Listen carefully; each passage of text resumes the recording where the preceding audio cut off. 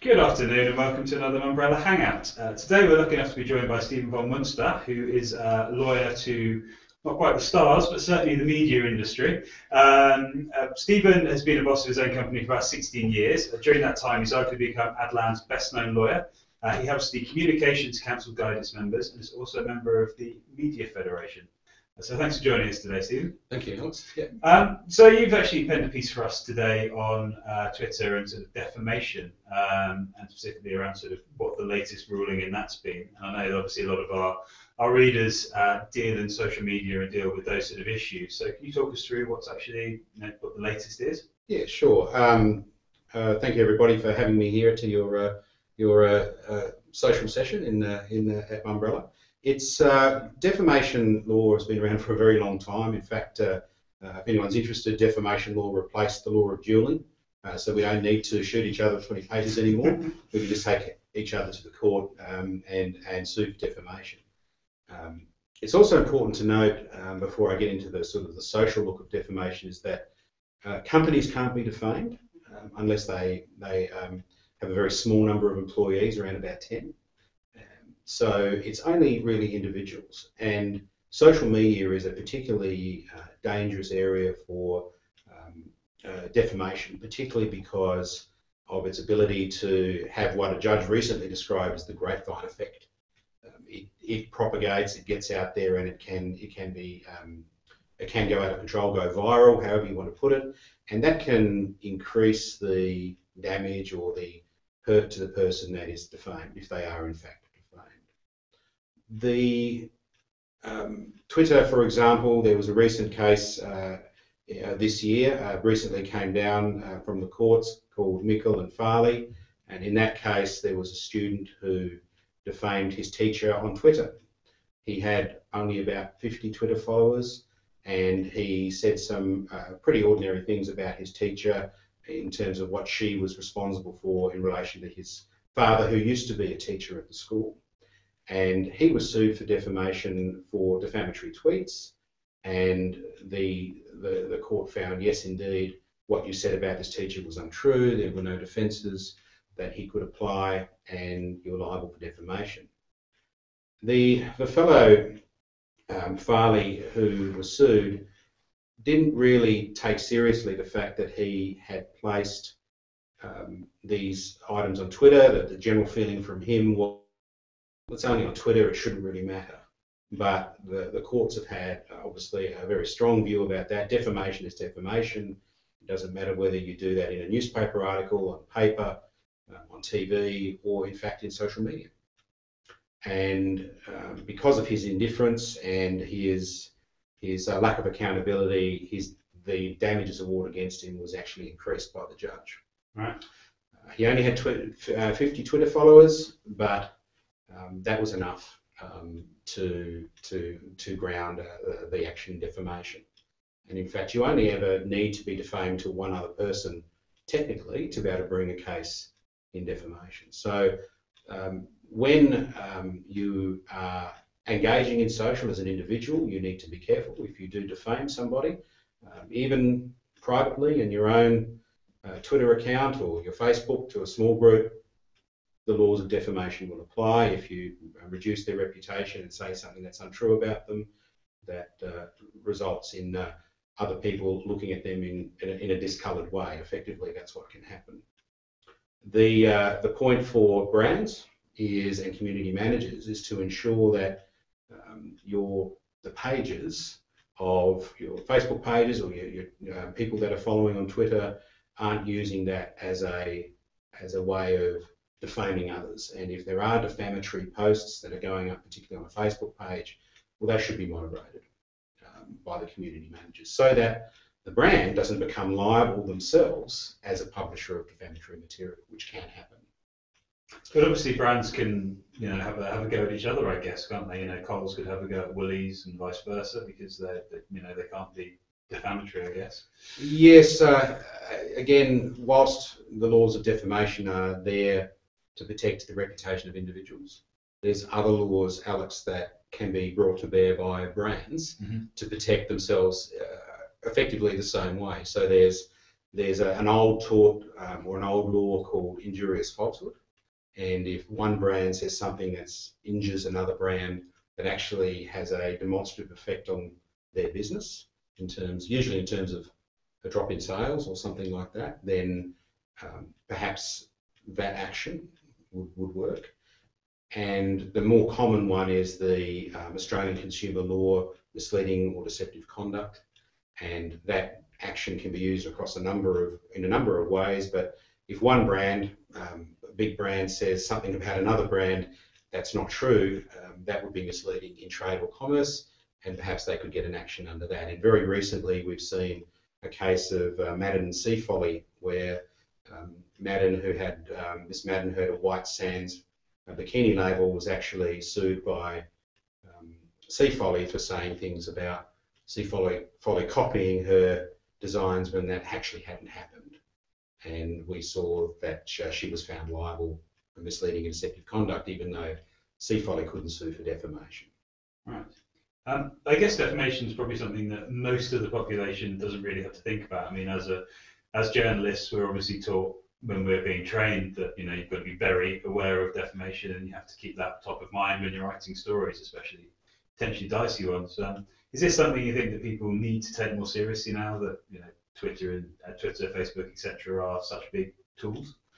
Yes, I just think once when you defame somebody, perhaps in a social setting outside of the digital landscape and social media, it was perhaps said by word of mouth, and it was very hard to prove and very hard to establish that this is what occurred. But with social, there's a permanent of what you have said about that person, and then it can be retweeted and it can be passed on. And as the judge said in the case of Mickle and Farley, it's his quote was actually the evil lies in the grapevine effect that stems from the use of this kind of communication. So that is the problem. So whilst if you defame someone to one person, the damages might be very, very small, if you do it on social media and 100,000 people see it, the damages could be astronomical.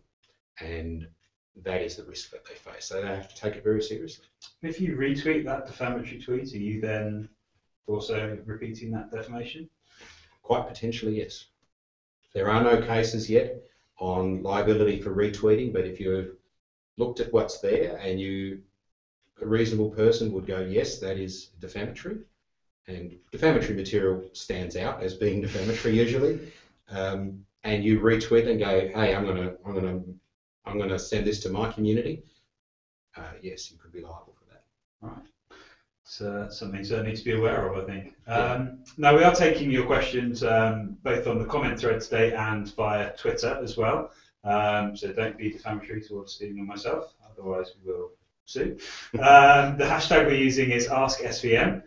So please throw in your questions there. But we're going to go to Steve now, who's in the newsroom, who's monitoring the feeds for us. Steve, have you got a question for us? Yeah, I have indeed, yeah. From Nicola Clark, who asks, are there any rules around sharing other brands' posts on your own branded page? Well, thank you, Nicola, for your question. That's a very interesting one. There's a number of ways to answer that, unfortunately, and no sort of yes or no and straight answer, as you'd probably expect from a legal person. But the first point is, if you're essentially sharing posts within a community site or a social site like Facebook, and the architecture of the site indeed allows that kind of sharing, then that is allowed, because that is what people sign up for when they agree to the terms and conditions of Facebook. And in fact, Facebook can set its platform up pretty much as it sees fit, and you just have to allow Facebook to let its platform run the way that it runs, as it is updated from time to time. So in that sense, they can. If they effectively want to scrape that comment and not use Facebook's architecture, and they just want to then post that up in their own social page, then the question is, well, is that something we can do under other laws? And the law that immediately comes to mind is copyright, Alex, because copyright exists automatically on an original creation. Now, it's well known that very short sentences and very short quotes don't really have enough originality to attract copyright protection. So you don't really need to worry about something small like that. But if there's a reasonably sized comment, and even the size of a text message sometimes can have perhaps sufficient originality, then if you do that and copyright is owned by someone else, you might have a copyright issue. Right. Because you're infringing copyright by republishing that on the brand's side. The other issue, of course, is we just mentioned before that whilst brands can't sue for defamation, they can sue for what we call misleading or deceptive conduct. And if the context of the taking of one brand's post and putting it on another brand is such that it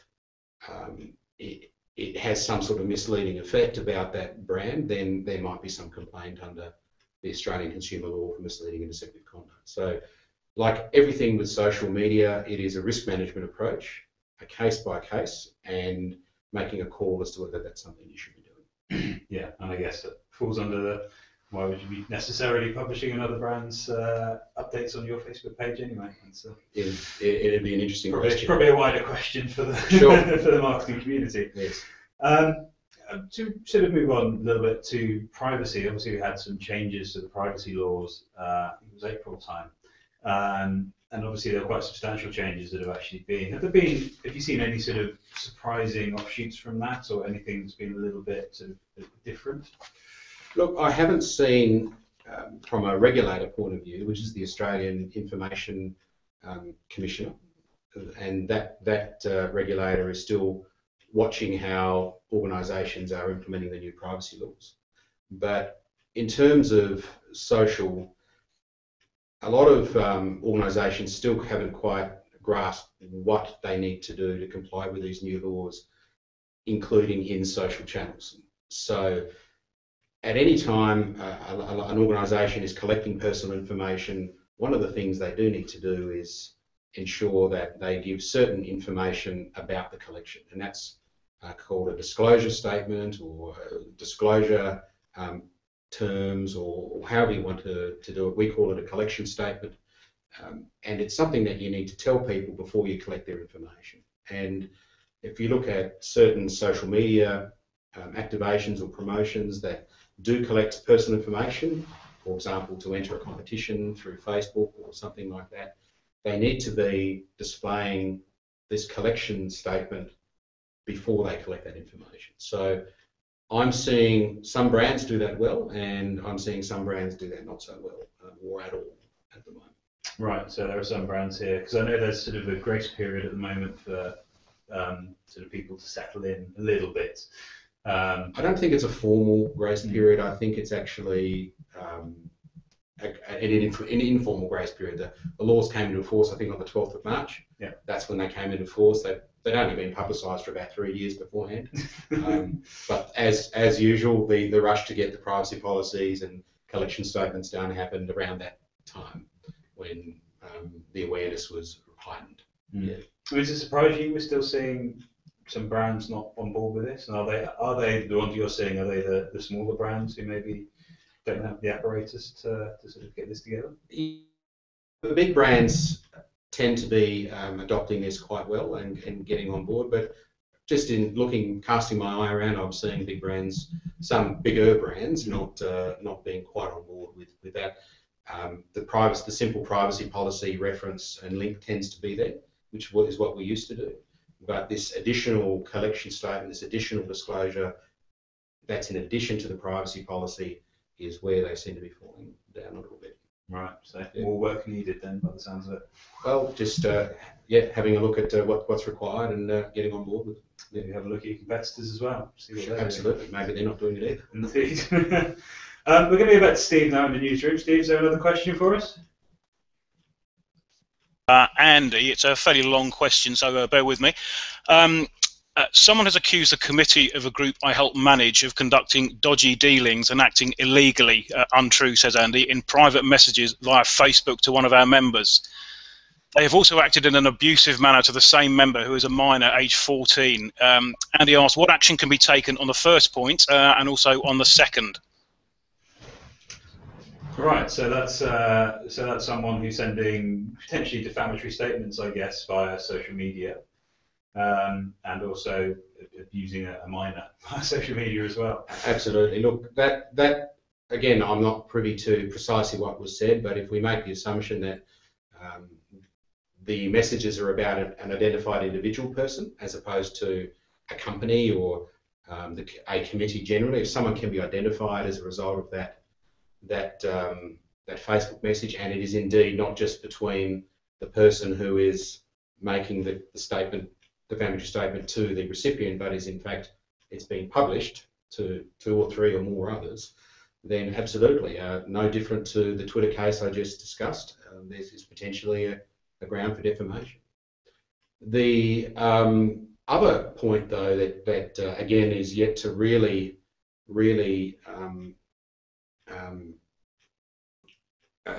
come to the fore in Australian law is a Crimes Act law that is essentially says that if you harass, offend, or essentially offend and really just harass and offend, or even go beyond that in using a carriage provider, i.e. using social media because it's all through electronic channels, you can be guilty of a criminal offence punishable by up to 3 years imprisonment. And causing offence is a much lower threshold usually than defamation. So someone sending a 14-year-old boy or a minor offensive and threatening Facebook posts would likely fall foul of the Crimes Act, the Commonwealth Crimes Act, that makes it an offence to harass and offend someone using a carriage service, which is the internet. So it wouldn't be any different. It wouldn't matter that he's a 14-year-old boy or a 44-year-old man. It would be the same. Yes, the same issue. Absolutely. And in fact, some might remember the Ad for Skype scandal that happened a couple of years ago, where the Skype was used to broadcast offensive material between 2 adults who were having a consensual relationship, and friends were in the other room, and they used Skype to show that to their friends, what was going on, from a Skype cam. And that was the provision of the Crimes Act that those cadets were charged with, and they were actually found guilty of that. So again, we haven't seen too much of that happen in social media yet, but I'd expect cyber trolls, that sort of thing, to be picked up by that kind of legislation if another serious incident occurred around that. Yeah. And staying on the minors point for a moment, we've seen today the government saying they are going to set up the sort of e-safety commissioner for children. Do you think that's going to have any implication for brands and marketers as well? I'm yet to really see what that commissioner is going to be doing, but if the establishment of that commissioner is backed up through specific legislation that has additional protections and powers to protect minors, then it will certainly have a significant impact if the law is effectively there to govern communications electronically with minors. Promotions and activations and communications with minors by brands may be affected by that. Right. Certainly. And I'd be looking at very carefully at what that would say. Okay. Yeah. Steve, we're going to come back to you again. Have we got another question there? Sure, yep, sure have. This is from Tim, who asks, could you confirm, Stephen, that email is legally binding? And he asks if that's applicable across all states. So say a text-based NDA, non-disclosure agreement between 2 parties' email addresses. Is that a legally binding document, I guess?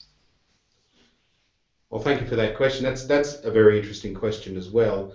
There's 2 ways I need to come at that question. The first part is the mere fact that a communication or an agreement is communicated through electronic channels does not in and of itself render that not binding. So there's what we call the Electronic Transactions Act, and each state and territory and the Commonwealth have enacted reciprocal laws around that, and that's some years ago now. Mm-hmm. So just because an email contract was formed, or an SMS contract, or something over social media, doesn't necessarily mean that just because it was electronic, it's not enforceable.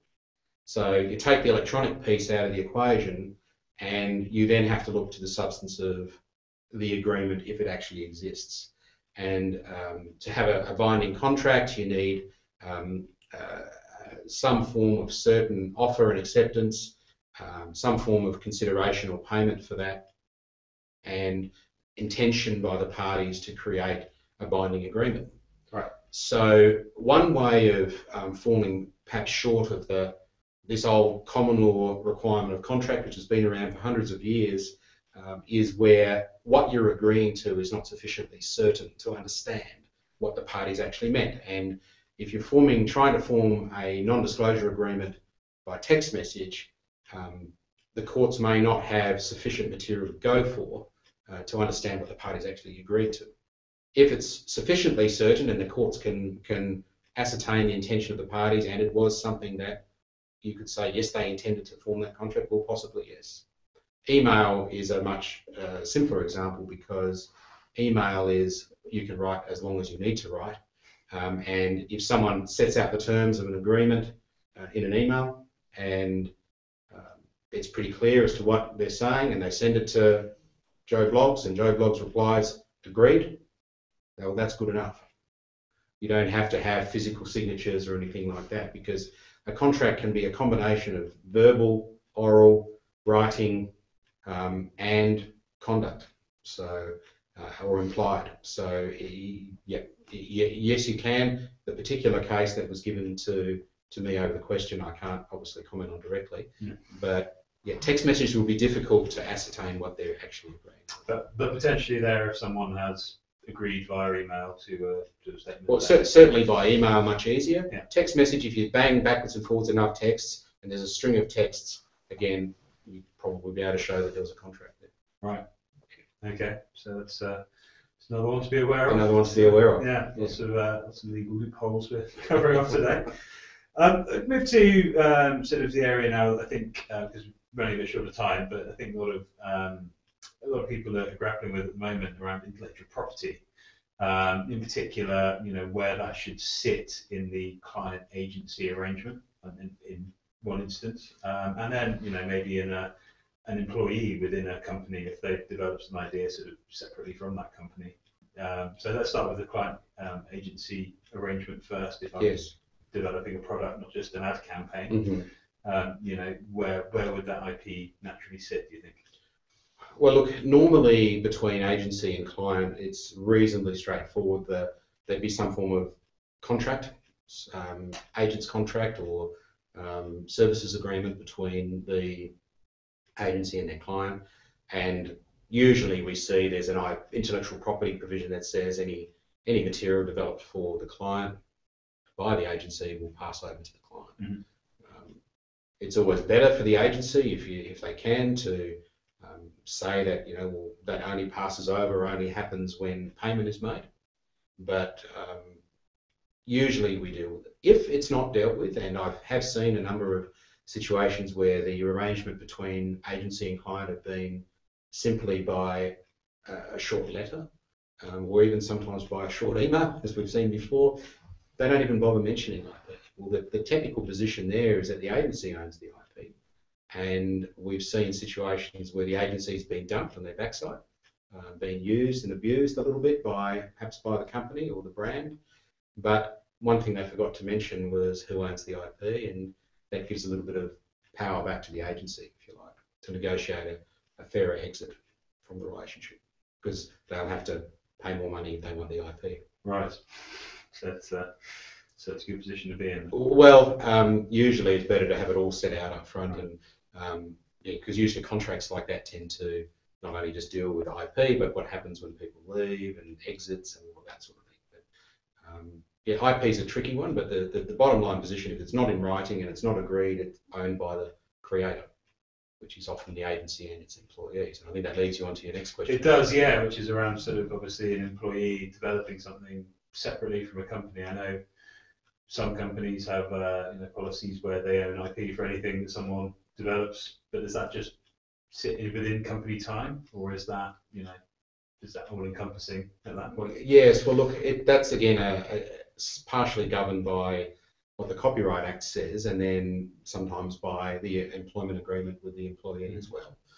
And the standard position with employees under the Copyright Act, it says that any work conducted by the employee during the performance of their duties, whether that be at home or whether that be at work or after hours, if they're performing their duties, then the copyright in the material will be owned by the employer. Right.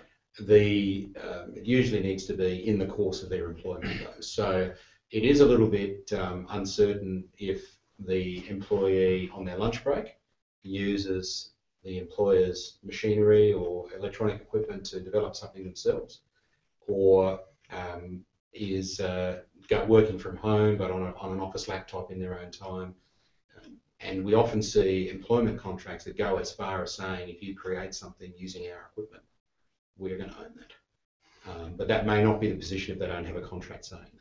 So, but the rule of thumb is it will generally be owned by the employer because the Copyright Act says so. Right, yeah. I think that's pretty much all we've got time for today. So Stephen, thank you very much for joining us. Thank you for having me. It's been very informative, and we'll make these a regular session. So if people do have questions, then keep an eye out for the next time you're joined by Stephen. So Stephen, thank you. Thanks for having me, Alex.